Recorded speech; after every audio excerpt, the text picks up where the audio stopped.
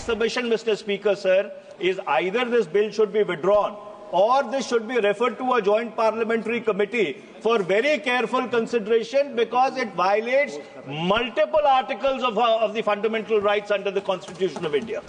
हम ज्यादा से ज्यादा लोग यहाँ जो आए, लेकिन भारत के इमिग्रेशन का जो कानून है उस कानून का अनुपालना वह जरूर करे.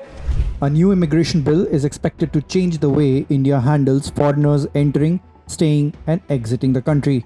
It is a comprehensive legislation to regulate all matters relating to foreigners and immigration, with strict penalties including up to 7-year jail term and hefty fines for using fake passport or visas. The government aims to curb illegal immigration and enhance national security.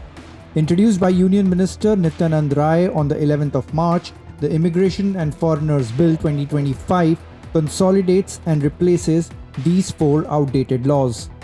Why? To simplify and strengthen India's immigration framework.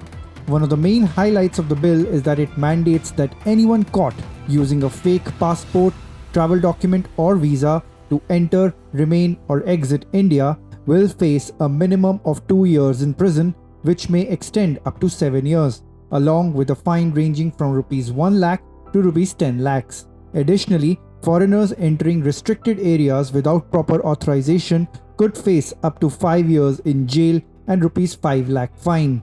Foreigners overstaying their visas or violating visa conditions could face up to 3 years in jail and Rs 3 lakh fine. Transport carriers bringing foreigners without valid documentation will also be held liable, facing fines up to Rs 5 lakh or even the seizure of their transport. Additionally, immigration officers will have the authority to arrest individuals without a warrant. The government has argued that these severe guidelines and rules need to be implemented for national security. Here are 10 major points from the Immigration and Foreigners Bill 2025, particularly related to national security. There is an enhanced national security measures, that is, foreigners deemed threat to national security, sovereignty and public health or India's foreign relations can be denied entry or deported at the discretion of the government. The burden of proof lies on the foreigners. If a person's citizenship status is questioned under this act, the burden of proving that they are not a foreigner rests on the individual and not the authorities.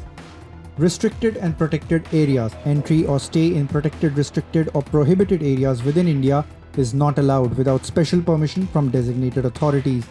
Strict visa and passport requirements. Foreigners must possess a valid passport and a visa to enter, stay or move within India. Those without proper documentation may face penalties or deportation. Surveillance and registration of foreigners. Foreigners must register with designated authorities upon arrival in India. Their movements can be restricted if deemed necessary for security reasons. Monitoring by universities, hospitals and hotels. Educational institutions, hospitals and hotels accommodating foreigners must report their details to immigration authorities, ensuring better tracking of foreign nationals. Control over places frequented by foreigners. The government can impose restrictions on places frequently visited by foreigners to prevent security risks. Deportation and blacklisting of foreigners. The government has the authority to remove foreigners from India and impose travel bans on individuals considered a security threat. Severe penalties for forged documents and illegal entry. Using or supplying forged passports, visas or travel documents can result in imprisonment of up to 7 years and fines up to Rs 10 lakh. And liability of carriers for illegal immigration. Airlines, shipping companies and other transport providers are responsible for ensuring that passengers meet immigration requirements. While the government claims the bill will strengthen national security and streamline immigration processes, opposition leaders have raised concerns. This bill is in violation of those fundamental rights on multiple counts. And with your permission, allow me to enumerate those violations of fundamental rights. Clause 3.1, through its first proviso, grants omnibus powers to the Union government to restrict the entry of any foreigner into India ostensibly on grounds of national security, sovereignty, integrity, relations with a foreign state, public health, or any other reasons as may be specified by the central government. The second proviso to Clause 3.1 fails to provide an appeal mechanism against the decision of the immigration officer which violates fundamental rights, which violates the fundamental canons of natural justice and jurisprudence.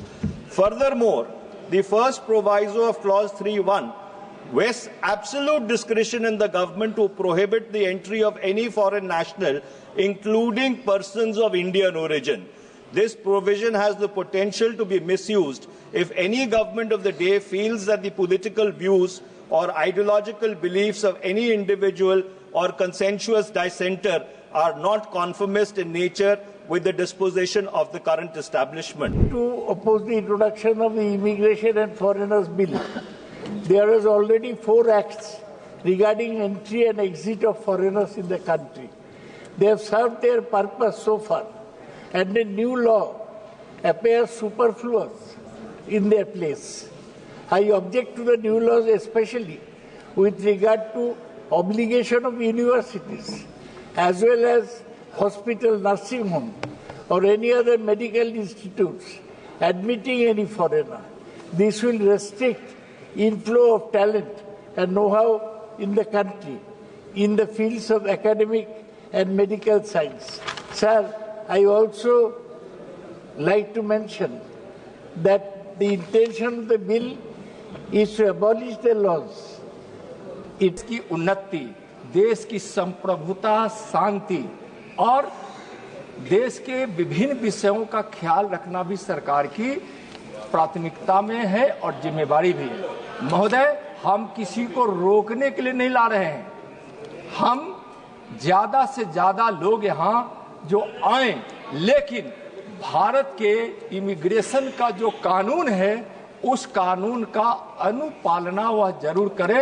यह भारत सरकार जरूर चाहती है, विशेष रूप से हम उसकी चर्चा करेंगे। With the bill now moving through Parliament, it remains to be seen how these strict measures will impact India's immigration landscape. Will it be an effective deterrent against illegal immigration, or will it create new challenges? Mention in the comments below. For more news and updates, keep watching Live Mint.